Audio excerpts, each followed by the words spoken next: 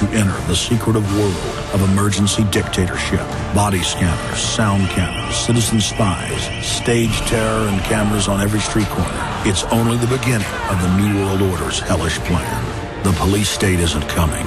It's here. Secure your copy today at Infowars.com or see it online in the highest quality at PrisonPlanet.tv.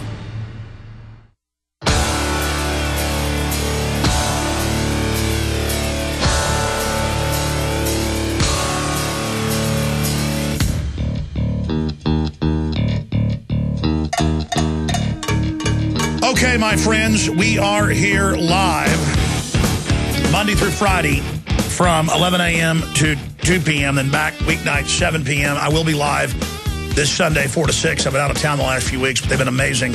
Not even really best ofs, because a lot of what we air now when I'm out of town on Sundays, because I am working 7 days a week. I promised to cut back. I've only increased, but time's short. The enemy knows that. They're moving fast. But a lot of times on the Sunday show, we air highlights of the week's TV show. And it really sounds great, because I'll be on the road or whatever and listening to it on the free iPhone app. You know, to hear all these great reports that Darren McBreen's done and Rob Jacobson and Aaron Dykes and myself and the rest of the crew, John Bound, all of it is just, and Marcos and everybody, just an amazing job that our team's doing. And you know, the problem every night when I get in there, it's like, my gosh, you guys have got 2 hours of stuff. I mean, because they've got a hunger. They know what's going on. Let me tell you, tonight, I'm giving YouTube fair warning here right now, and then I'm going to get into the news and your calls. I'm giving YouTube fair warning. They advertise as this open commons, and your First Amendment's going to be honored, and you bring your media content here, and you get us views, and you get us advertising money. And we're going to honor your First Amendment as long as you follow these rules. As long as you follow this set of rules, you are going to be left alone. Now that's false advertising. That's false advertising. You're bringing them a commodity. People are saying, well, this is a private corporation. They can do whatever they want. Not when you sign a contract with them. Not when you're giving them the content. We have this idea that we have no value and we're scum and this is just the way it is. And then YouTube admits, their parent company Google, that the federal government tells them to take down videos that are, quote, critical of the government. The federal government, the police, this is all in the news. And now they have censorship bill to shut down any website the government wants for any reason. No due process, just like no fly list, no due process, or no gun buy list they're now announcing. Or warrantless checkpoints all over the country. Our country is full of good people still. Average folks, salt of the earth, but they're like children. They don't understand history. They don't have the facts. They're into all these petty, little, silly issues.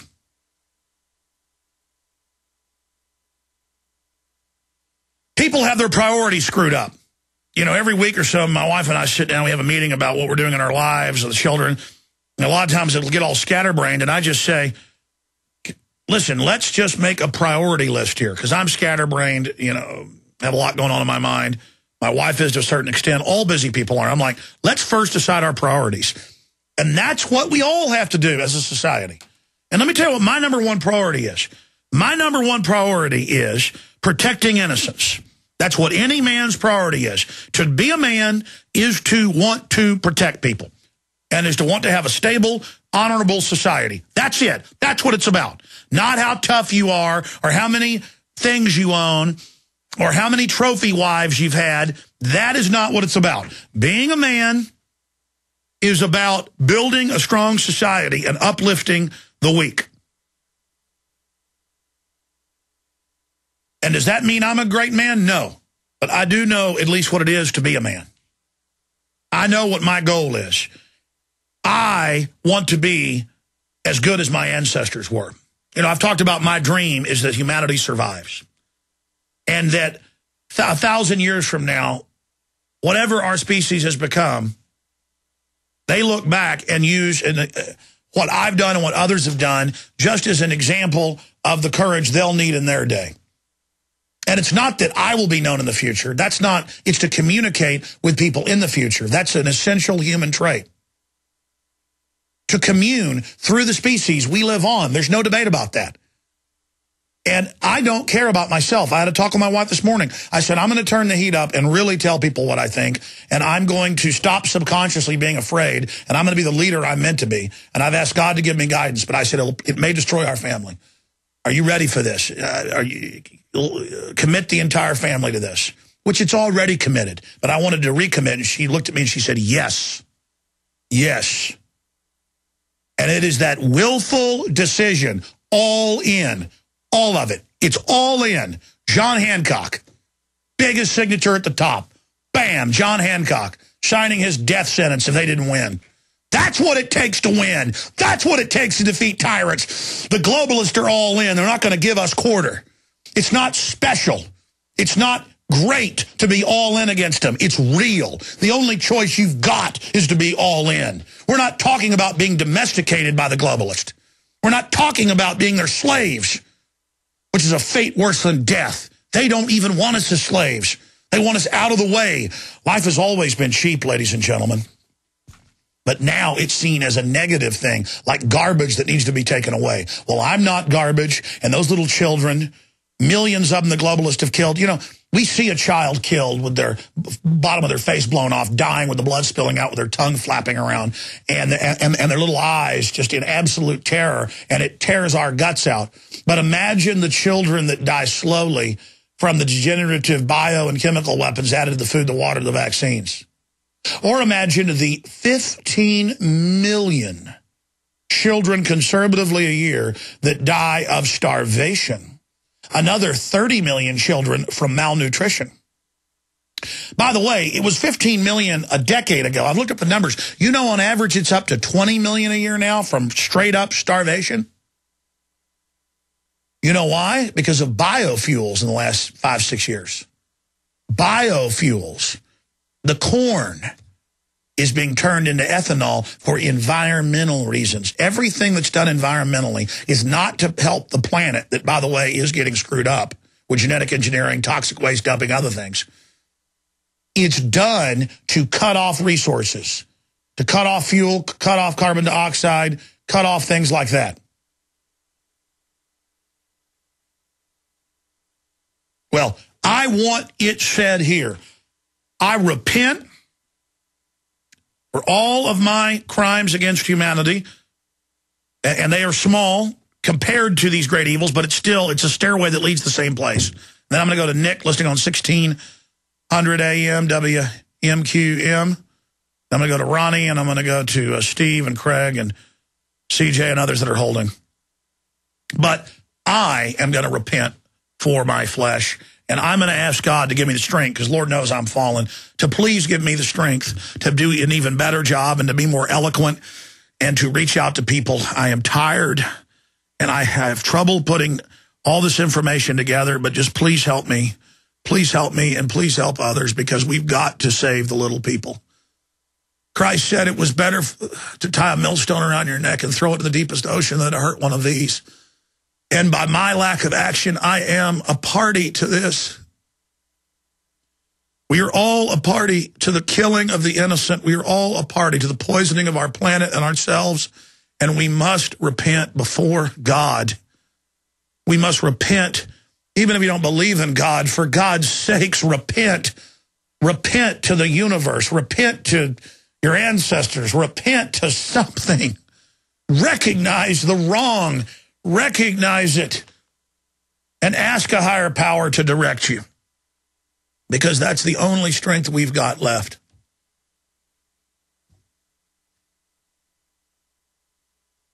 Everything in this new world order is so you don't recognize pain, so you don't recognize evil and corruption, so that it can grow. There's a whole universe of lies and distractions and diversions to keep you from actually being awake and on this journey, this test that is life.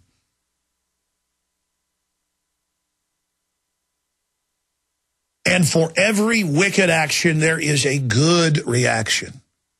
the opposite reaction. We are going to see feats of evil and wickedness the world has never seen, but we're going to see feats of strength and honor and goodness and sacrifice that the world has never seen.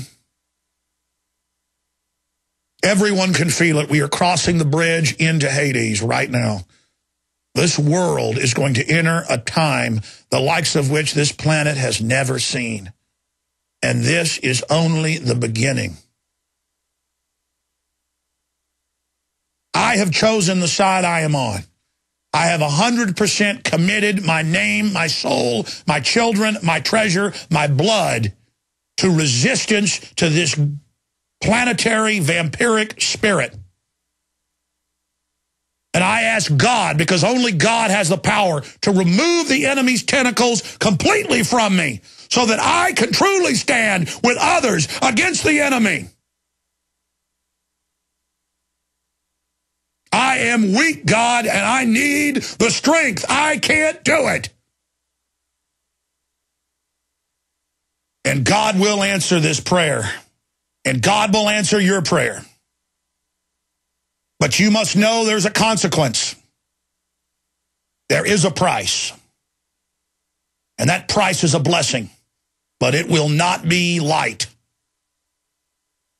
It will sit heavy, but not as heavy. And it will sit in a different way than evil.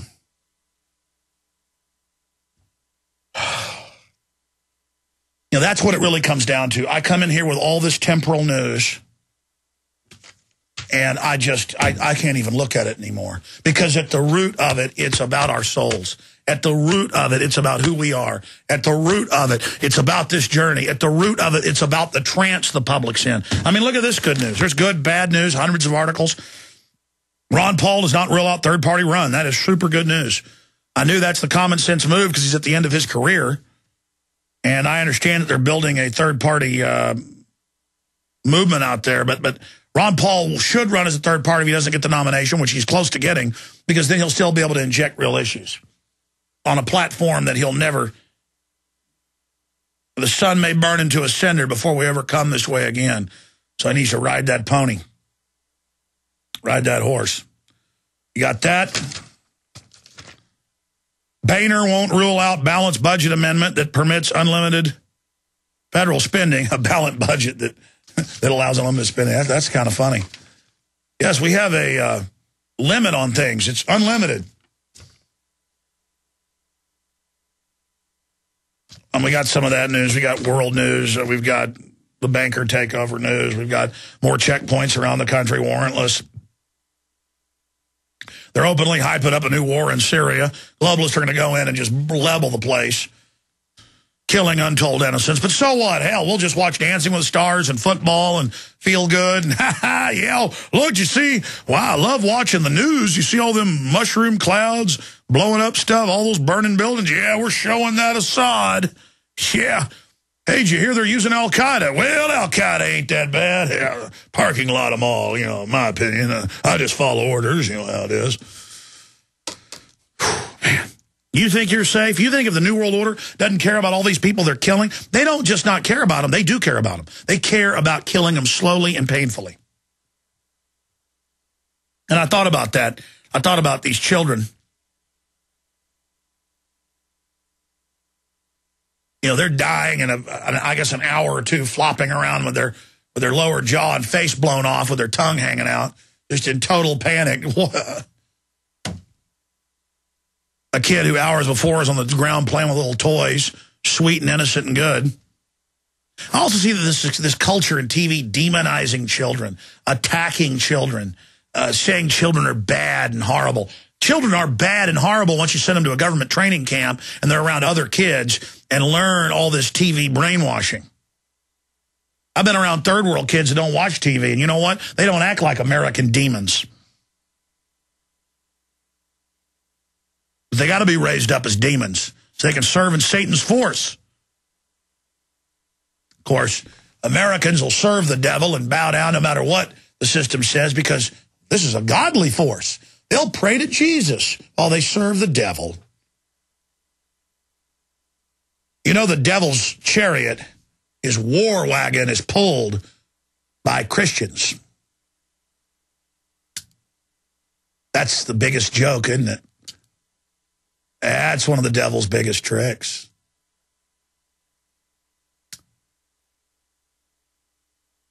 The closer you get to the meaning, the sooner you know that you're dreaming. 99.9% of the public is in a dream-like trance. Even those of us that are